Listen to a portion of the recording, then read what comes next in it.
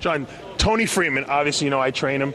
Tony seems to have a small problem with peaking his body early in the morning. The guy is big. He's got a fast metabolism. He needs a couple meals in him. Yeah. He didn't quite look the way I would have liked this morning. Tonight he comes back a lot drier, a lot harder. Are you happy with the 4th place finish? I'm not. I thought he should have been maybe a place or two higher. However, you know, I don't think anyone was touching Kai Green tonight. No one was touching Kai Green. I mean, I did have Branch place in, you know, like 2nd or 3rd, and Tony place in 2nd or 3rd. I think they could have gone flip-flopped either way. I think Tony, yeah, if he had eaten up a little bit more and gotten that puff into his muscle, you know, a little bit like he does, because like you say, he has a fast metabolism. He could easily have taken 2nd place. I had Victor down in, you know, 4th or 5th place. Honestly. Now, you're a tall guy, Triple H. You know, I know when you get, you know, puffed up to get on the wrestling stage, you know. Seriously, what did you? Wait. No, not puffed up. Carved up. Okay, carved up. That's better. What do you think of Tony Freeman? What did you think about him compared to his Olympia showing? I thought he looked great today, but I thought, like, in the morning show, he was just a touch off. Yeah, I don't know if he spilled over a little bit or what the deal was. He was just he didn't quite have that stretch his skin fullness, and he looked like he had a little tiny film of water on him. Like you said, he came back harder and drier tonight, but he still looked like he didn't have that stretch his skin look that he had earlier in the year. You know what I mean? He just where he looked like he was about to burst out of his skin. And I think that for him, being such a tall guy, he needs that to create that illusion of being as dense as the other guys, you know. You know what it is? Tony came in about 7-8 pounds heavier than he did at the Olympia because they wanted him to put the size on. I don't know if it was all quality size. I'm thinking back and I'm looking and I'm saying, you know what? He did look bigger. He did look fuller through the chest and back. I don't know if it was quality-wise better. And that's what we have to evaluate for the Olympia with Tony, and you know, Tony knows that. So he may have to come down a little lighter to get, like you said, that real fine stretched skin. But at the same point in time, I mean, it wasn't like he was far off. No. You know what I mean? So I mean, on one hand, you can look at it. Maybe it's what he not quite where he wanted to be, but he wasn't far off. Just a little tweak, and he would have been right there. So. Tony's got that kind of physique that he's got to be shredded, you know, because he's so tall. And, you know, that little tiny bit of one, like you said, he's right so close, but right there he's got that little 1 or 2% difference. It does make a difference on that physique because he's so tall. You're a Sylvio Samuel fan. You claim to have founded Sylvio Samuel at the New York Pro several years ago. No one's going to complain about his conditioning.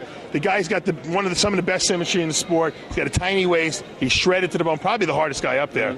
But he's just not that tall, not that big. Was he a victim of his size for this show? You know, I think so. I think at this level you want a big guy. You know, and Sylvio by himself looks gigantic, but you know he's just not a big dude. You know, if he could, I don't even think adding muscle to that frame is going to make any difference. He's just not tall enough. He's not structurally wide and thick enough. It's just he's at pretty much maxed out where he is right now. His condition is insane, and he's going to be one of those guys that can pick up wins all day long at smaller pro shows. But when you get up here in this lineup, he's always going to be, you know, top 5, top 6. And then you throw guys in there that are just gifted all the way around, and they come in the same kind of shape as him. It's a different ball game. I mean, I made the comment during the prejudging. Sylvio looks like he could fit in the lower back of Kai Green. You know what I mean? Missing crater there. Yeah, you could just like shove him right in there. He fit right in there. I mean, you know, unbelievable. That wasn't a glute crack, was it?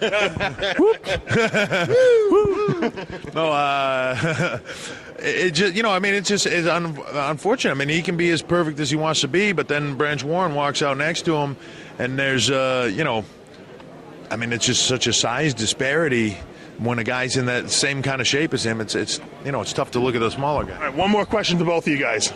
Was the Arnold Classic, this 2009 Arnold Classic, a better show than the Olympia? Wow. Competitor-wise. Competitor-wise, I think it's right up there. I wouldn't say it was. No, not as a whole. I'm saying this Arnold compared to the 2008 Olympia. Okay. Dexter won. When Dexter won. No, this field was, I think, a lot thicker than the. It was better. Yes, this field was better. I have an easy answer for that. I wasn't there, so. From the pictures I saw, this seemed like a much. Like he said, a much deeper field of guys. That, you know, nothing against Dexter, but it just seemed like there were a lot of guys off at the Olympia this year.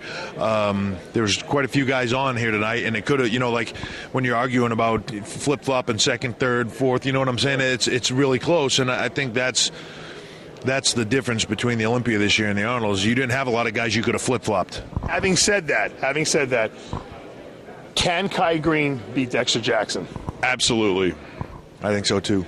I think so, too, and I think it's going to be a great battle come September. One more question. Victor Martinez, will he improve for the Olympia? He has to. I think he definitely will. I mean, obviously, I know what it's like. I've torn both my quads. I mean, he's had a patella tear, but it's hard to come back from, and it takes a lot of work. If he could gut through it and get to this point, then I think he can get the rest of the way. It's just, maybe he just didn't have quite enough time to get there. It's pretty ambitious, you know what I mean? And I think having that little bit more time, I think he'll be right there. Yeah. You heard it here, Triple H, John Romano, myself.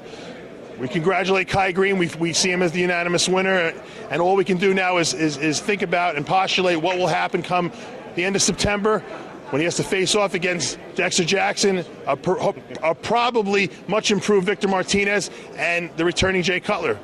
Until then, I'm Dave Palumbo with RxMuscle.com. Great postulation. Yeah.